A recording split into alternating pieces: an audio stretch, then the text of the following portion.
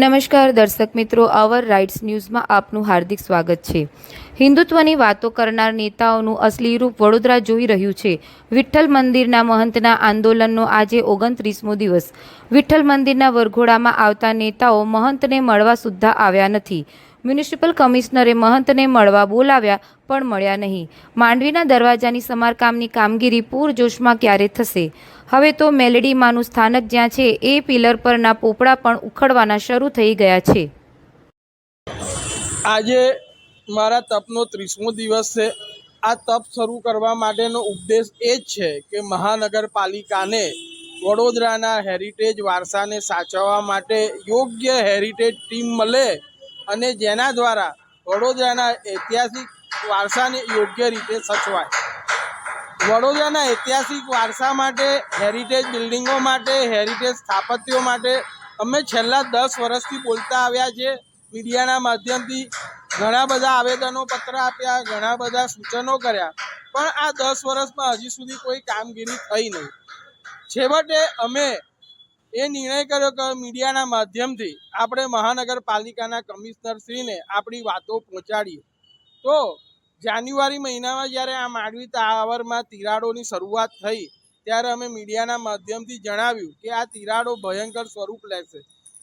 આ તિરાડોનું ધ્યાન એમને 2 મહિના પછી લીધું ત્યારે પિલ્લરમાં ઘણા બધા મોટા મોટા ગાબડા પડી ગયા અને ઘણો બધો ભાગ ધરાશયી થઈ ગયો। ત્યાર પછી આ ગડરો મૂકવાની કામગીરી થઈ। ગડરો મૂકતી વખતે પણ અમે કીધું કે સેન્ટરમાં ગડર મૂકવાથી આ બિલ્ડિંગને નુકસાન થશે। તો એવું જ થયું કે જ્યાં તિરાડો નથી ત્યાં તિરાડો ઉદ્ભવી અને માંડવી ડિસ્ટર્બ થવા માંડ્યું। ત્યાર પછી આ આર્ચીસો કહેવાય આ બિલ્ડિંગની, એમાં તિરાડો પડી એને હાંચવા માટે બીજા ગડરો ઊભા કરવા માંડ્યા।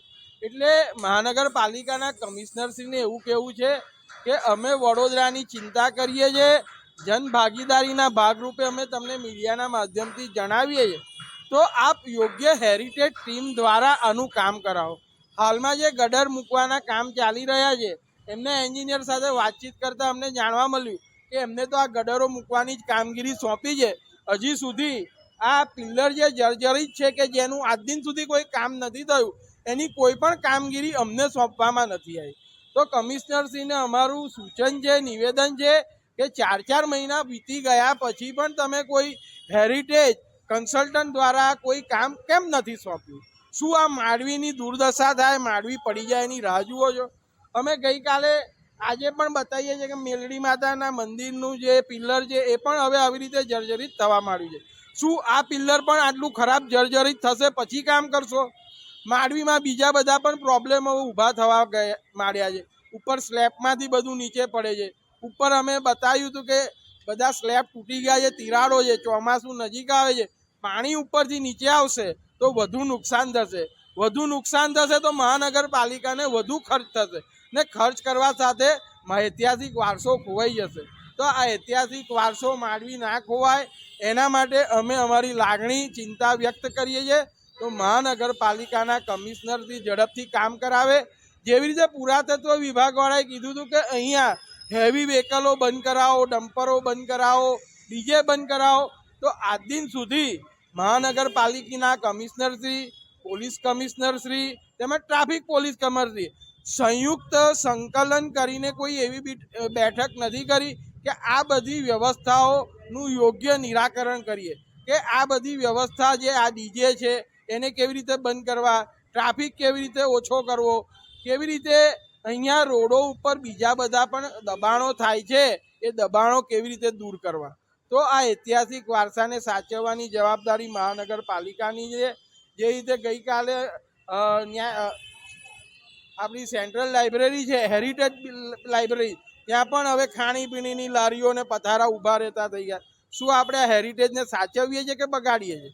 ન્યાય મંદિર પાસે તમે જોશો તો મૂતરડી અને લારીઓ ઊભી રહે છે, ગાડીઓ પાર્ક થાય છે। શું આપણે હેરિટેજને સાચવીએ છીએ? હેરિટેજને સાચવવાના ધારાધોરણ છે, એટલા માટે જ હેરિટેજ કન્સલ્ટન્ટ કોર્પોરેશને નીમવાની જરૂર છે કે યોગ્ય કામગીરી થાય। આવી રીતે આપણે ઐતિહાસિક વારસો નહીં સાચવી શકીએ। સર સયાજીરાવ ગાયકવાડે જે આપણને ઐતિહાસિક નગરી, ઐતિહાસિક ધરોહરો આપી છે એ જો જતી રહેશે તો વડોદરાની એક ઓળખ જતી રહેશે। આપણા વડાપ્રધાનશ્રી પણ કહે છે કે આપણા ઐતિહાસિક વારસાને સાચવો, વારસાથી જ આપણી ઓળખ છે. તો હું વડોદરાની આમ જનતાને પણ કહીશ કે વડોદરા આપણું છે, વડોદરાનો ઐતિહાસિક વારસો પણ આપણો છે અને સાચવવાની જવાબદારી આપણી પણ છે. અને આ મુહિમમાં આપણે કમિશનરજીને રજૂઆત કરવા બધા જ લોકો જોડાવ, જેથી કરીને આ કામગીરી ઝડપથી થાય.